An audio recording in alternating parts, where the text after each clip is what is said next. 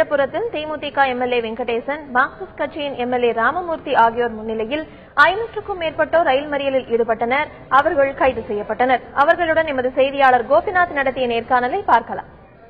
விவசாயிகளின் நலன் காப்பதற்காக விவசாயிகள் தேசியமயமாக்கப்பட்ட வங்கிகள் மற்றும் கூட்டுறவு வங்கிகளிலே வாங்கப்பட்ட பயிர்க்கடன்கள், நகைக்கடன்கள் மற்றும் டிராக்டர் கடன்களை முழுவதுமாக ரத்து செய்ய வேண்டும் என்ற கோரிக்கையை முன்வைத்துதான் இன்றைய தினம் இந்த ரயில் மறியல் போராட்டத்தை நாங்கள் நடத்தியிருக்கிறோம். விவசாயிகளின் நலன் காப்பதற்காக இந்த போராட்டம் மக்கள் நல கூட்டணி தலைவர்களாலும் தேமுதிக தலைவர் கேப்டன் அவர்களாலும் இந்த போராட்டம் விவசாய சங்கங்களுக்கு ஆதரவாக இந்த போராட்டம் நடத்தப்பட்டிருக்கிறது. நம்மளோட பாத்தீங்கன்னா சிபிஎம் விக்கிரவாண்டி சட்டமன்ற உறுப்பினர் நம்மளோட இருக்காரு. அவர்கிட்ட கேட்டு தெரிஞ்சுக்கலாம். அதை பாத்தீங்கன்னா சார், எந்த கோரிக்கைக்காக நீங்க வந்து இந்த 2 சட்டமன்ற உறுப்பினர்கள் கலந்துருக்கீங்க, எந்த கோரிக்கை முன்வைக்கிறீங்க?